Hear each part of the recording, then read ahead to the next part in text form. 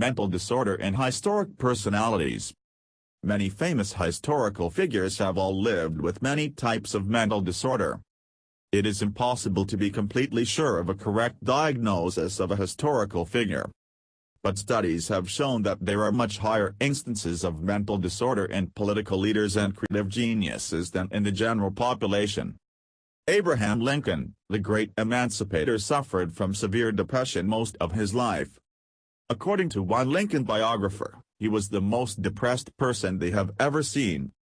Both his mother and numerous members of his father's family exhibited similar symptoms of severe depression, indicating he was probably biologically susceptible to the illness. Lincoln is even assumed to be the author of a poem published in 1838, which disclosed his depressive illness. The suicide soliloquy. Hell, what is hell to one like me, who pleasures never knew, by friends consigned to misery, by hope deserted too. Like Lincoln, Winston Churchill was another great leader dealing not only with international politics, but his own mental struggles at the same time. In his 30s, he used to tell his friends that he was hounded by the black dog of depression. He sat in the Houses of Parliament and contemplated suicide. Churchill told his doctor that he had to be more careful when he stood in a train station. "I don't like standing near the edge of a platform when an express train is passing through. I like to stand right back and if possible get a pillar between me and the train.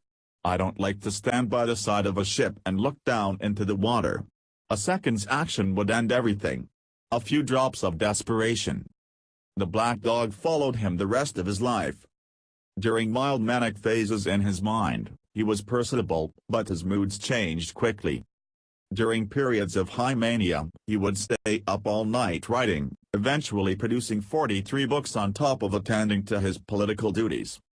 The peak of Churchill's career as a writer was his acceptance of the 1953 Nobel Prize in Literature, which honored a number of his published works. Ludwig van Beethoven, the great composer, died of liver failure in 1827. He had been self-medicating many of his health problems, including a serious bipolar disorder with alcohol, for decades. Beethoven's fits of mania were well known in his circle of friends. When he was on a high, he could compose numerous works at once.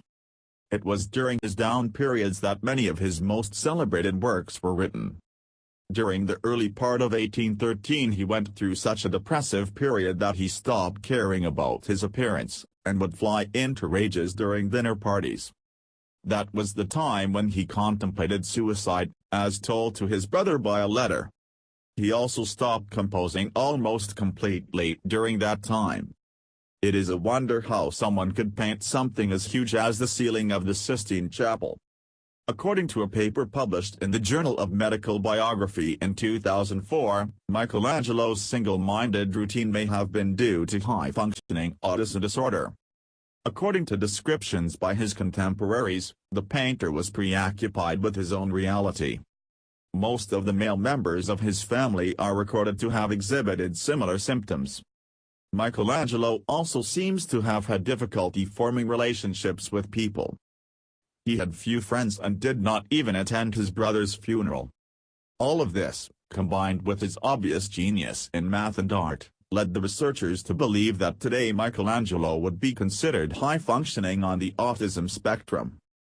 After an unbelievably difficult childhood, Charles Dickens was the most famous author in the world, by his early 30s. He was wealthy and seemed to have it all. Dickens used to fall into depressions, with the start of each of his new novel. The first one to cause him problems was one of his lesser-known works, The Chimes, in 1844. After that, Dickens' friends wrote he became down every time he set to work on a new project. His mood would gradually lift until he was in a kind of mania by the time he finished. His depression worsened with age, and he eventually separated from his wife, the mother of his 10 children, to live with an 18-year-old actress. He got involved in a train crash 4 years before his death, in which he was uninjured but was forced to assist dying passengers before help came. This jolt might have cured his depression and finally stopped his creativity, and his previously prolific output virtually ceased. Scholars still debate about what problems Charles Darwin suffered from. Despite his famed 5-year voyage on the Beagle, making his career, Darwin was virtually incapacitated the entire time. While he concentrated on his physical symptoms as the cause of all his suffering, the constant trembling, nausea, hysterical crying, and visual hallucinations seemed to have been mostly caused by a severe case of agoraphobia that kept him virtually bedridden from the time he turned 30. Darwin's fear of people meant he would even avoid conversations with his own children. He wrote, "I am forced to live very quietly and am able to see scarcely anybody and cannot even talk long with my nearest relations." In at least one letter he mentions feeling like committing suicide due to the publication of On the Origin of Species, the controversy over which caused him much distress. He may have also suffered from OCD or hypochondria, as he kept meticulous records of every new or recurring symptom. Kurt Gödel was a brilliant logician and mathematician, and a great friend of Albert Einstein. Einstein's superintelligence might have made him seem a little odd to the average person. He does not seem to have suffered from any actual mental illnesses. On the other hand, he thought that someone was there to poison him, persecutory delusions. He was so sure of this delusion, especially later in life, that he would only eat food that his wife had cooked, and usually made her taste it first, just to be sure.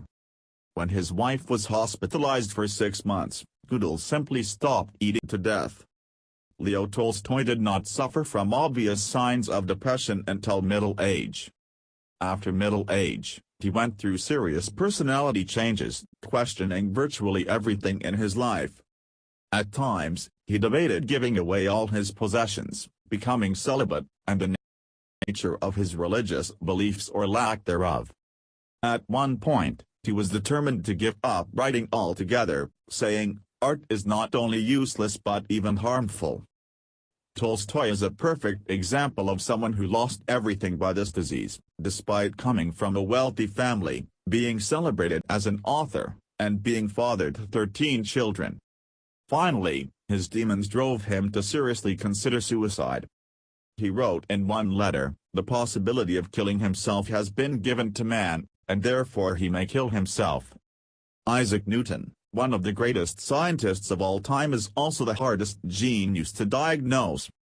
Newton suffered from huge ups and downs in his moods, indicating bipolar disorder, combined with psychotic tendencies.